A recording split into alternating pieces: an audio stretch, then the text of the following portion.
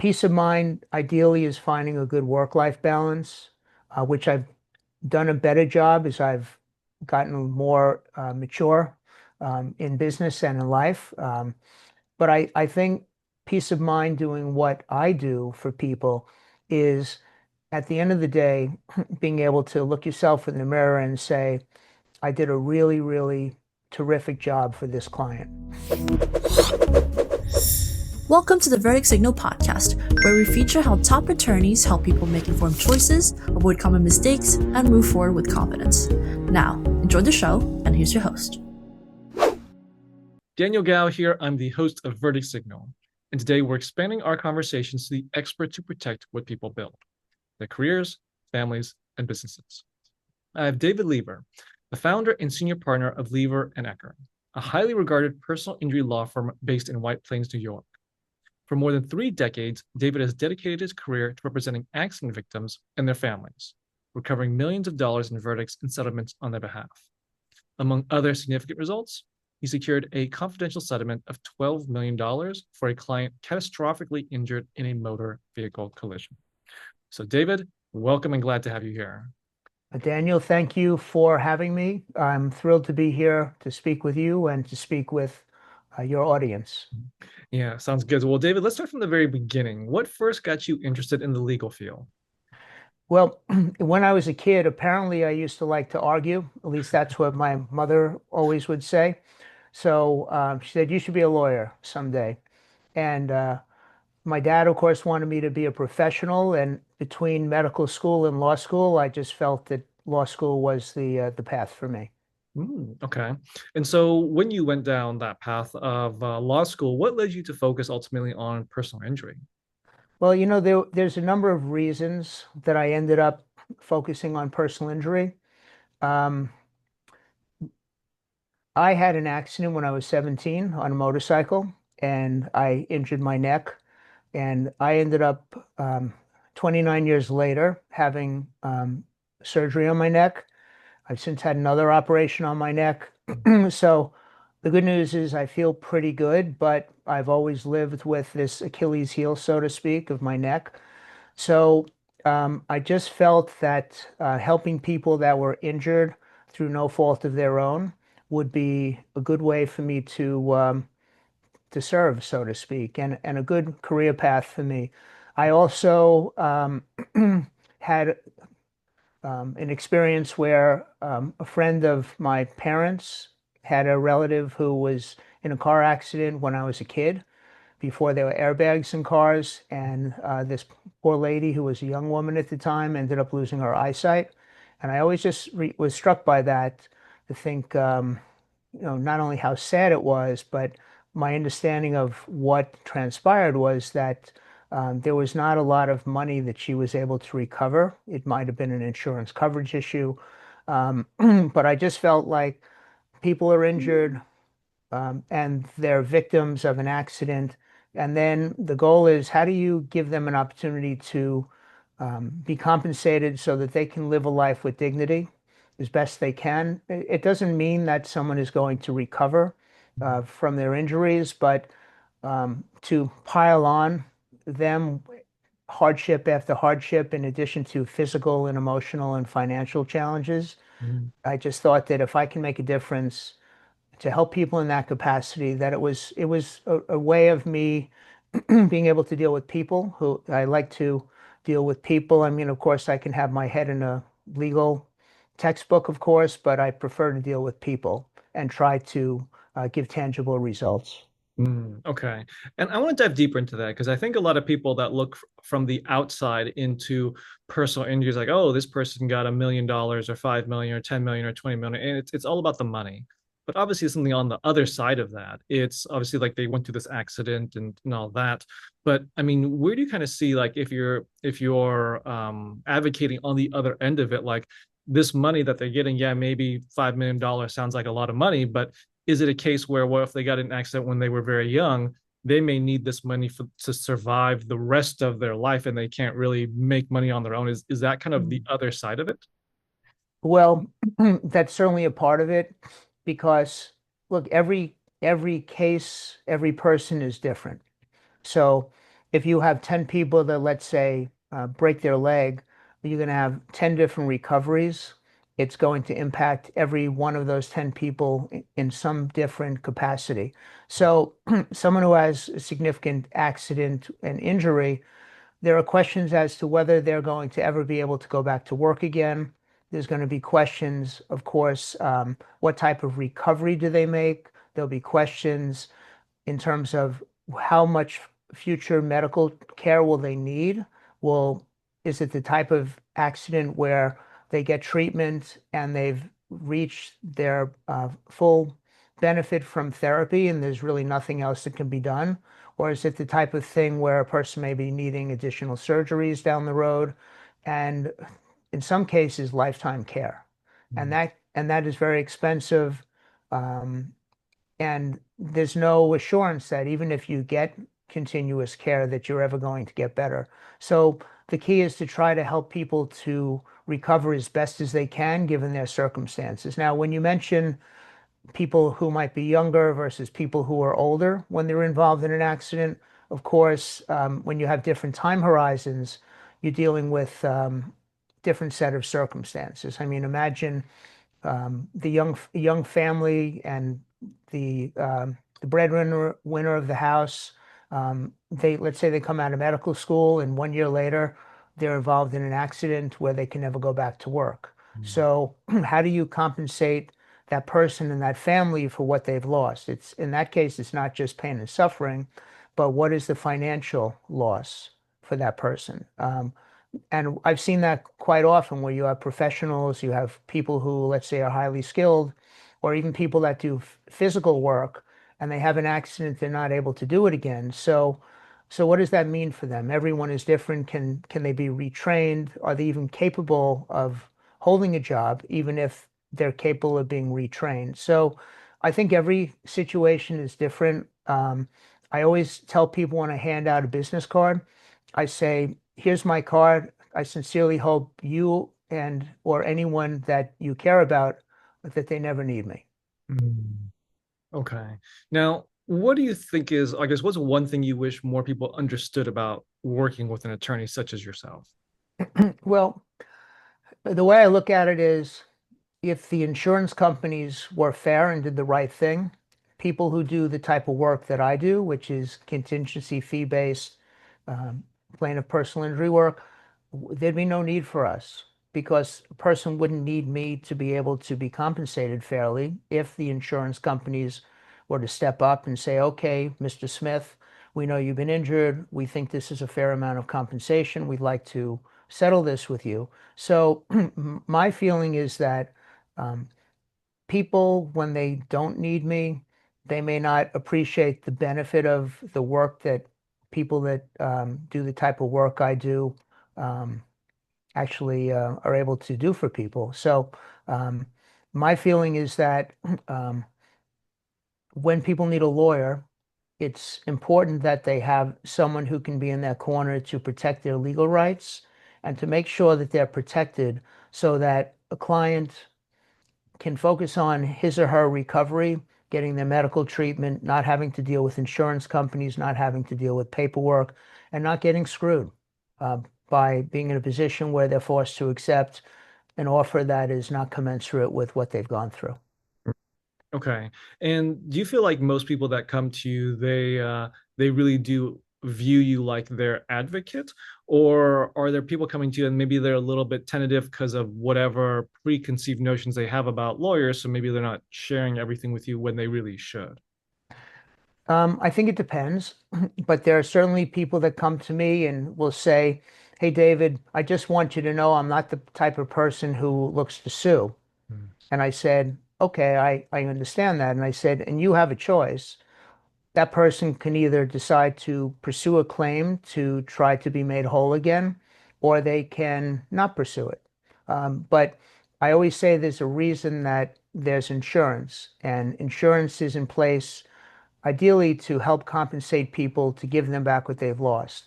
So, in terms of being an advocate, I would think that just about everyone that comes to me or another lawyer does look at their lawyer as their advocate fighting for them. There are people, of course, that may feel funny about bringing a claim. But again, I always tell them I never tell people what they have to do. I just give them information. I try to educate them so that each and every person that would come to me can at least know what their rights are and what I might be able to do for them if they decide to retain my firm. Okay. And what would you say some of the most common misconceptions or myths that you hear from your clients, particularly as it relates to personal injury law?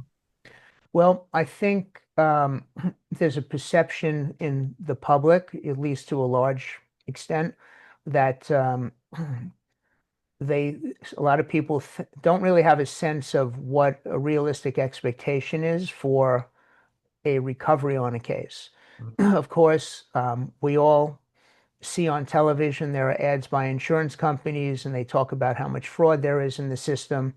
And they do that because they're trying to poison the well, so to speak. So if the case has to go to trial and you have a jury, insurance companies hope that jurors will have a preconceived notion of what's fair and what's not fair. And so if we go to court, we always want a jury to come in where no one has an advantage. They have an open mind. They say, okay, we want to hear the facts of the case, and then we'll decide what we think really happened. And of course, the judge will apply the law and get to what should be a reasonable and fair verdict. I think also you might read in the paper of a big verdict like this jury gave someone $50 million. So people would read that and say, oh, that's ridiculous. Mm. Um, and in some cases, it may not be a correct number because every case after it goes to trial, generally there's a right of an appeal. So if there's a runaway jury verdict, or on the other hand, the jury gives much less than a case is worth, the aggrieved party has the right to go to an appellate court to say, look, we don't think the number was appropriate given the circumstances of the case. And the appellate court would then be able to issue their own findings and a decision as to what they feel the case is worth. Okay. And what do you think is some of the biggest mistakes people make before they call a lawyer? Well, there are quite a few. But the first thing I would say would be if someone is injured, if we're talking about personal injury cases, it's always important if someone is injured or they think that they're hurt to go get medical attention. Because if they don't get medical attention, they're not able to get treated for whatever issue they may have, which is detrimental to them over the long haul. The other thing is, I think when someone has an accident, it's very important that they should report it to the police, or if it's an on the job accident, to report it to a supervisor, so that there's a record of what happened. The other thing I always tell people, I said, even if you ultimately don't become a client of my firm, I said, if you remember nothing else other than to go get medical treatment if you need it, I always tell them do not speak with the insurance companies because the insurance companies are not necessarily looking to help them. They're looking to get information so that they can do their own investigation. And again, I know I know I'm somewhat biased, right? Because I've been a plaintiff's lawyer my whole career. But I just feel that if the insurance companies get someone to say something that is not in their best interest, that they will use it against that person if it allows them to try to avoid paying money on a claim or avoid paying less than what they should. Now, that said, Daniel, there are claims that are brought that should not be brought. All right. And in those instances, I always tell my feeling is if a claim is brought that has no good faith basis, it should be defended. And rest assured that the insurance companies have plenty of money and plenty of lawyers, and they're not giving away money unless they absolutely feel that they have to. Okay. Now, with the advent of technology and AI, are you finding that AI is more helpful or more harmful right now? I'm sure you get a lot of people coming to you and saying, "Oh, I have this thing happened to me. I looked up on ChatGPT, and this other case won $10 million, so mine should be $10 million." What are your thoughts on that? Well, I think there's a lot of benefits to AI, and I think there's a lot of promise. But I think that people have to recognize that not everything that gets fed back to them through AI is going to be accurate. I always think of stories where lawyers have used AI to come up with writing briefs. And there are a couple of cases that I've read about where lawyers have cited cases that actually don't exist, where AI actually hallucinated.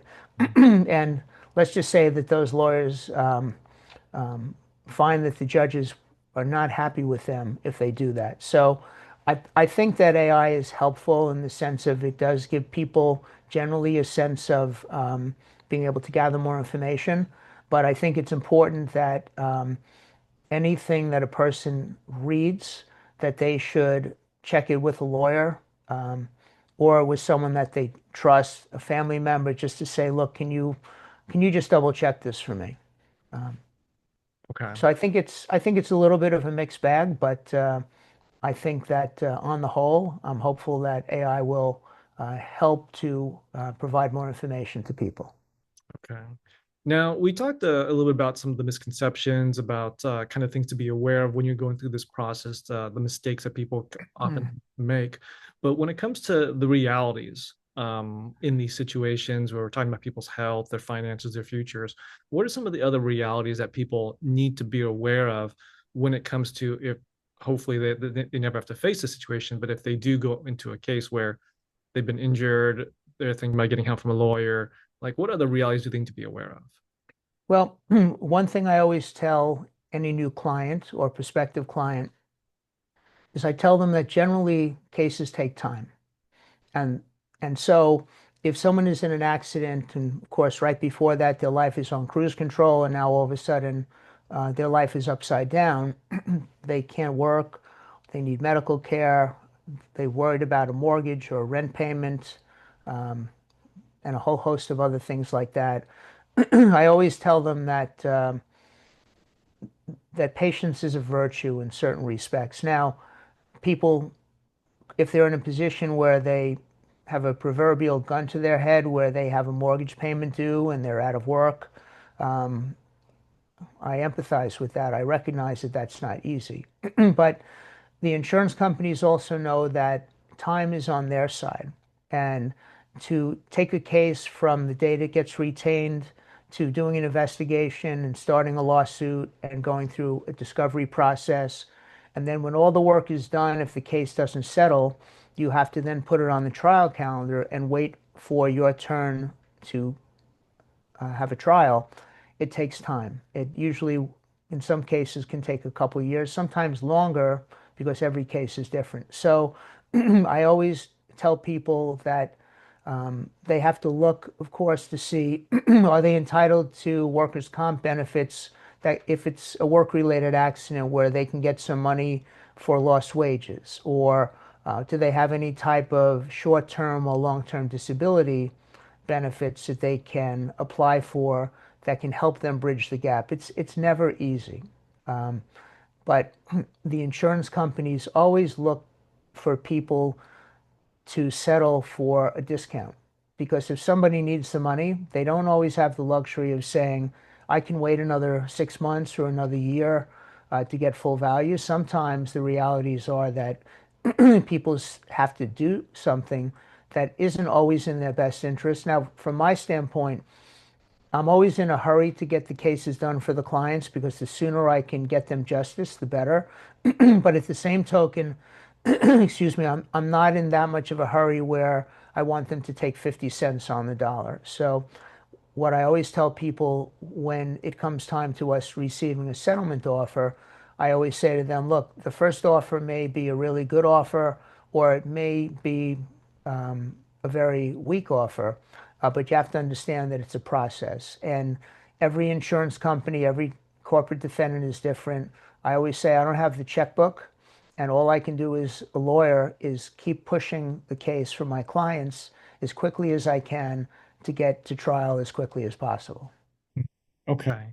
And now, when it comes to, you talked about the time expectations, but how else do you really kind of guide people through this process? I'm sure that they are confused. They've never, probably, hopefully, never been through this process before. Like they're really kind of going into this blind. So, how do you set those expectations and how do you guide people so that they feel comfortable, they feel supported and informed through this entire process? Well, when we meet with a prospective client, we always take the time to answer every question that they might have. We also take the time to explain the process. And we also let them know that we're always here for them whenever they may have a question or concern. But we tell them that there are going to be times that it feels like nothing is happening because we may be waiting for the insurance defense lawyers um, to serve a legal document. They may have, let's say, 30 days to respond to something. Or we may be waiting for a deposition of a party, which a court may order for 2 months out. So we always just try to keep in regular contact with our clients, to check in with them, to see if they have any questions, if they have any concerns. I can also tell you that sometimes clients speak to relatives and they speak to neighbors or they hear things on television, and it's not always accurate. So I always tell people that when they hear something, if it sounds too good to be true, it probably isn't accurate. But on the other hand, if it sounds terrible, it's probably not that bad. But if they don't come to me or whoever a person's lawyer is, if they don't come and raise these concerns, then we can't help them. So we always encourage people, any questions, any concerns, please reach out to us. No question is a stupid question. Okay.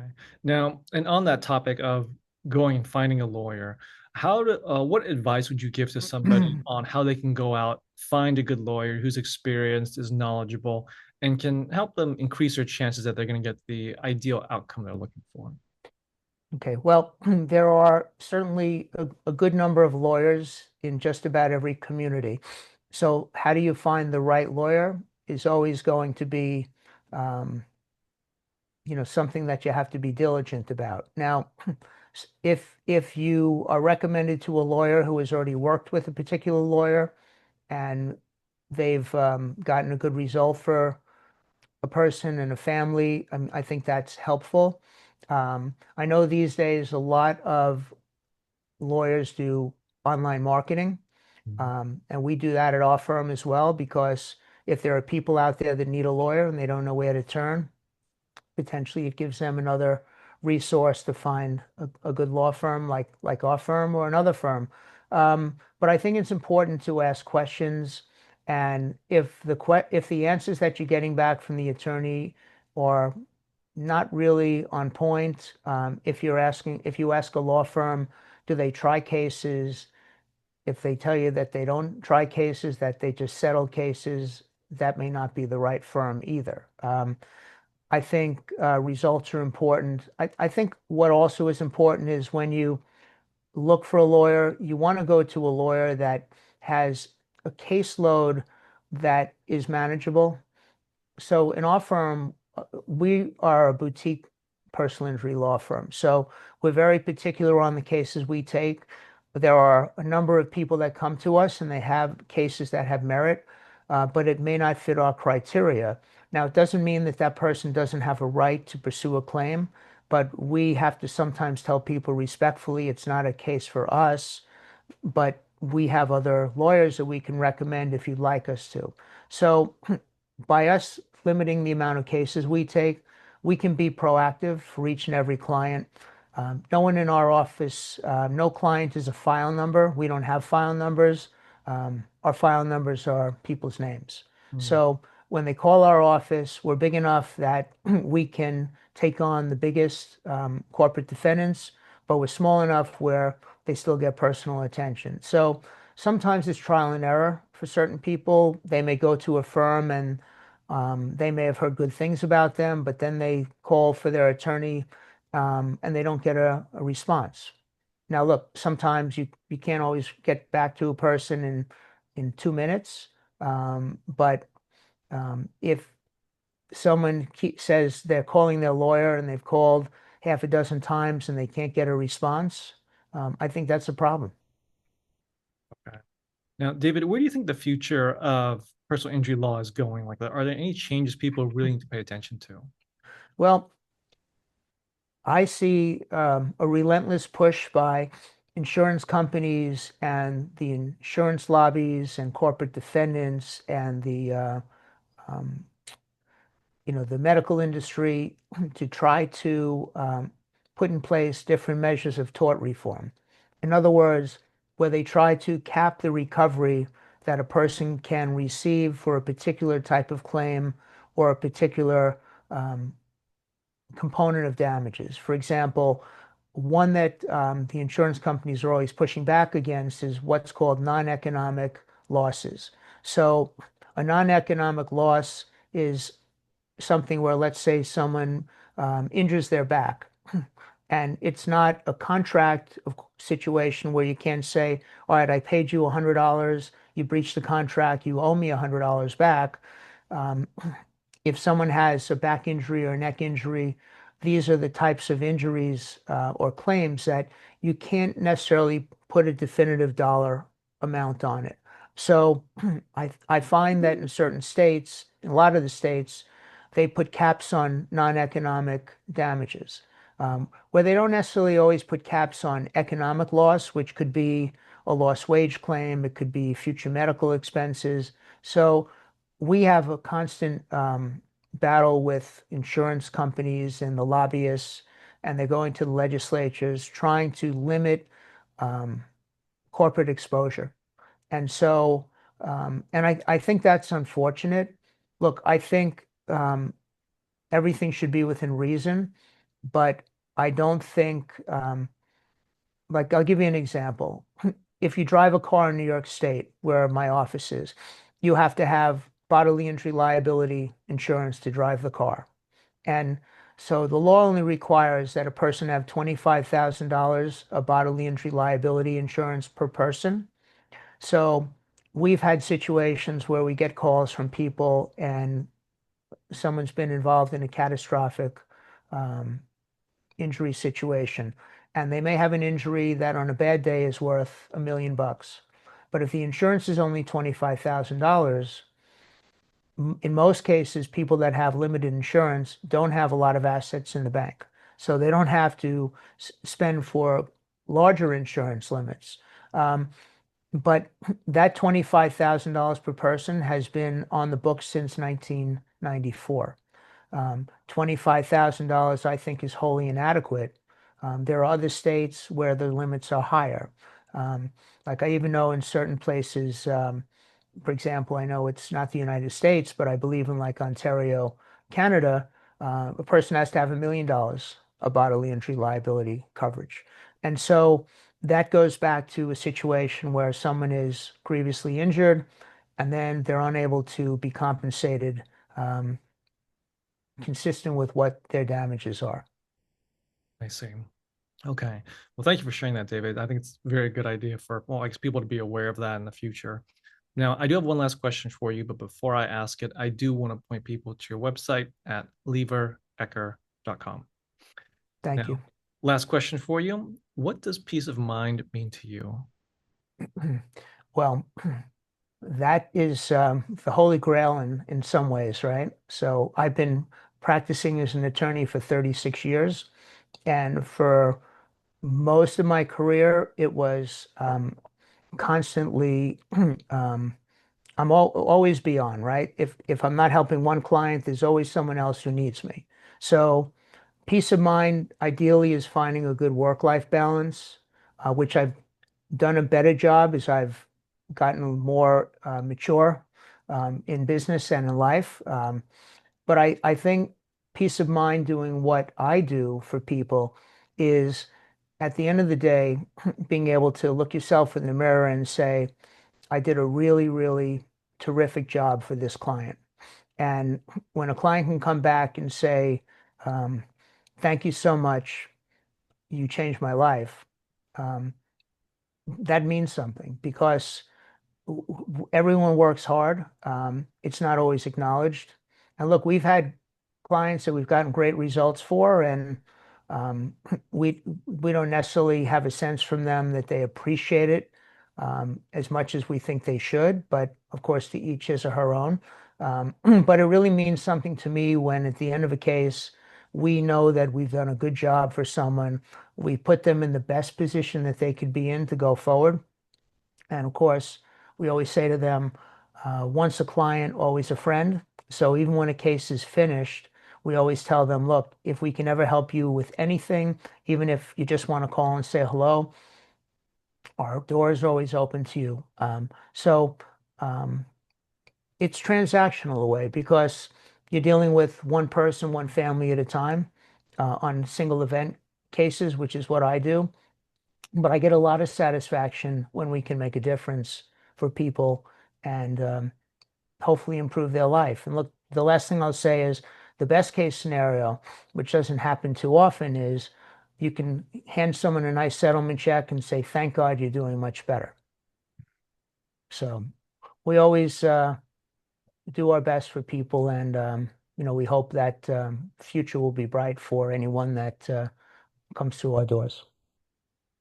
Well, there you have it. David sharing his expertise. So, David, if people want to contact you or your practice, what's the best way for them to get a hold of you? Well, they can always call our main number, which is 914-288-9191. And they can always go to our website as well, which you said before is leverecker.com. We have contact forms. There's different ways that people can get in touch with us. And we're always happy to help people. Of course, anyone who's out there, I wish them well. I hope they never need someone like me. But unfortunately, a lot of people have accidents. And I like to think that the work we do helps keep people a little more honest in the sense of if they know that they're going to be held accountable, let's say if they have a workplace, they're going to hopefully be a little more careful with safety protocol.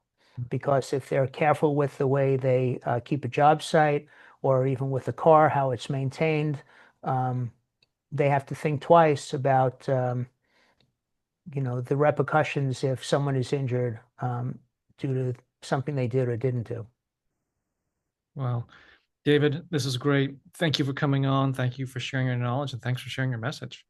Thank you, Daniel. I appreciate the time and thank you for having me. Thanks for listening to the Verdict Signal podcast. Any questions? Please contact the practice directly with the contact information provided during the show. We'll see you again next time. Bye for now.